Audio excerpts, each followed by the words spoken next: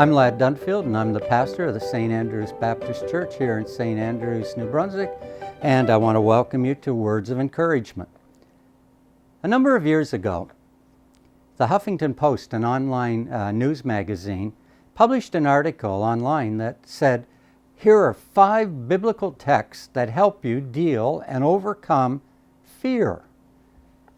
Well, I don't think that those could be any better words than what's going on right now in our society. There are people that haven't been out of their house in 2 months. People are frightened. And we have a lot of reason to be frightened in many ways, but we shouldn't be panic-stricken. The coronavirus is going to come and it's going to go. It's going to leave. And so we don't want to become so fearful that our whole life is put on hold and we begin to change our entire direction of our life because we're afraid of the coronavirus. Australia says actually that there are some bad side effects from the coronavirus in being isolated. It says that because so many people have gone into isolation and have to live in isolation, that over the next number of years, the suicide rate is going to actually be higher, or probably higher, in the number of deaths than those people that died from coronavirus. Loneliness, depression, anxiety, fear will lead people into a deep, deep depression that will lead them to committing suicide in many cases, is what they're afraid of. So these 5 texts that the Huffington Post has given us, I think could be a real encouragement to us. Doesn't matter if you're a spiritual person, non-spiritual person, if you're indifferent, if you're a religious person, doesn't matter. These words can be of encouragement to you. So get your pencil out, write the text down, take them over, put them on a piece of paper, and stick them on your fridge with a magnet and take a look at them every day. And I think that it will be a help to you as you go about your daily life. And I hope that you'll have more encouragement and you'll be stronger and not as fearful maybe if you have been fearful about the coronavirus. First text that I want to talk about is in Deuteronomy chapter 31, verse 8. And that's a wonderful verse that says, "God will never leave you, nor will he forsake you. Do not be afraid. Do not be discouraged." He says, don't be afraid. Don't be discouraged. Why? He says, "I will never leave you. I will never forsake you." Israel was frightened. They had to go into the promised land. They had to go and fight against some of these warlike tribes. They were taking possession of the land. Things were going on. They didn't think they were strong enough, or their nation was big enough to be able to do it. And they didn't have confidence in themselves. They were fearful. They were discouraged. God says, don't be fearful. Don't be discouraged. I'm with you. I'll never forsake you. He's saying, I'll never let go of you. I'm there with you through the thick and the storms of life. No matter what goes on in your life, I will be with you.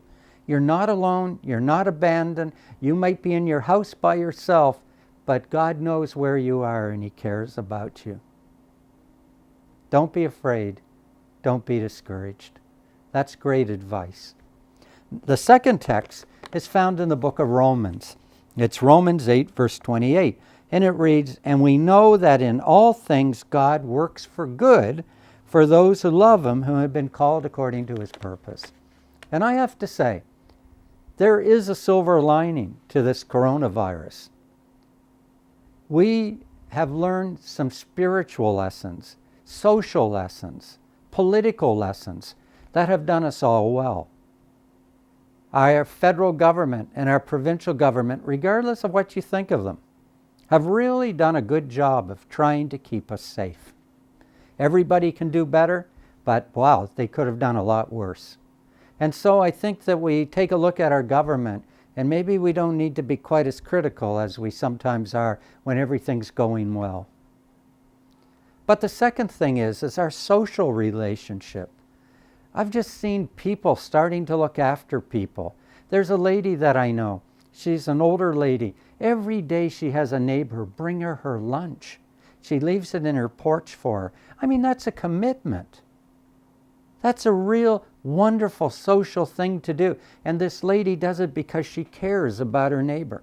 And we're beginning to see people that will go and pick up groceries and deliver them to people who aren't able to get out or are older or along those kind of lines. People looking after neighbors. Within my own church, we have a call line. And everybody in the church gets called every week to see how they're doing, what we can do. We offer help to people that might have some need in this time. And this is being done in churches and groups and organizations all over Charlotte County, all over the province. People are standing up and stepping up to the bat and saying, you know what? They're bringing out the good in us. They're bringing out the relationships. And God says to us here that all things work to good. There's good that comes out of it. So don't focus just on the negative. Don't focus on the things that you see on the news every night. So many people have passed away, whatever, you know. Instead, focus on, wow, how can I be a good neighbor? And thankfully, I have good neighbors. How can I be a better person in my community, even though I'm isolated?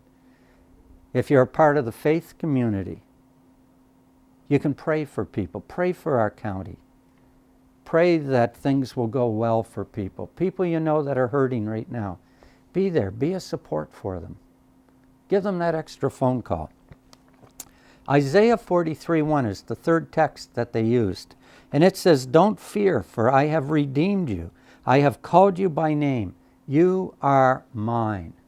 Look, you can be isolated in your home. We know that during the Vietnam War, men were isolated and kept apart from people to try to break down their will. Oftentimes in the past, they used to put prisoners in isolation to try to rechange their behavior. Being alone can have real serious problems. But God says you're never alone. I'm there with you. I know you. I know you by name. I know who you are. And I care about you. I never will abandon you. You can run away from God, but God says, I will pursue you with a relentless love.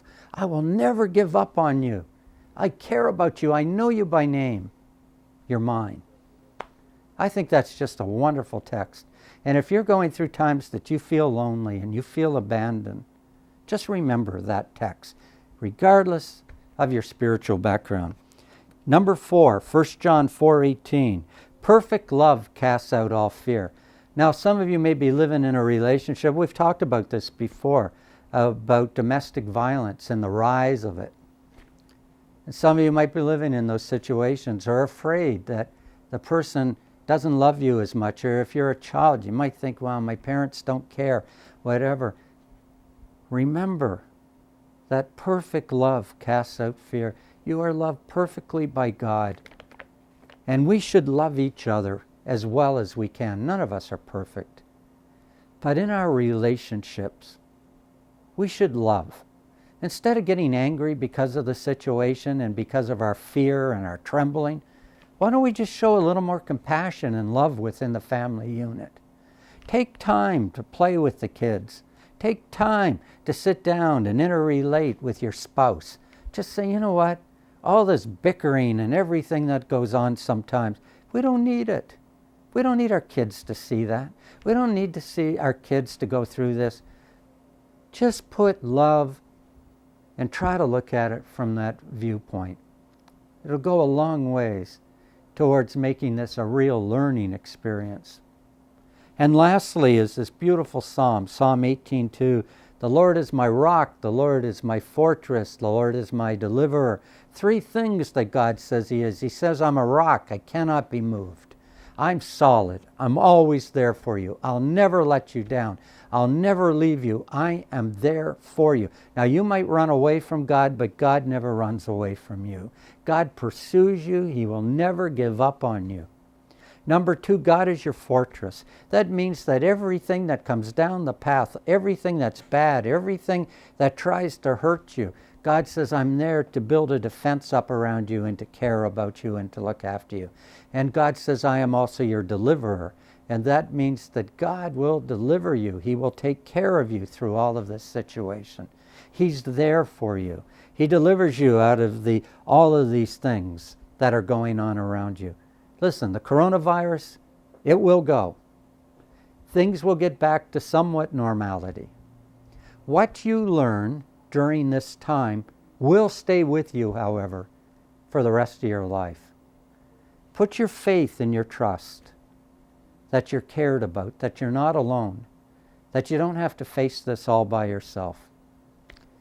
Keep strong, keep courageous, stay safe. My name's Lad Dunfield, and I'm the pastor of the St. Andrew's Baptist Church, and I want to thank CHCO for giving us this time for the faith community to address our congregation and the community as a whole during this time of the coronavirus. Thank you. Stay safe.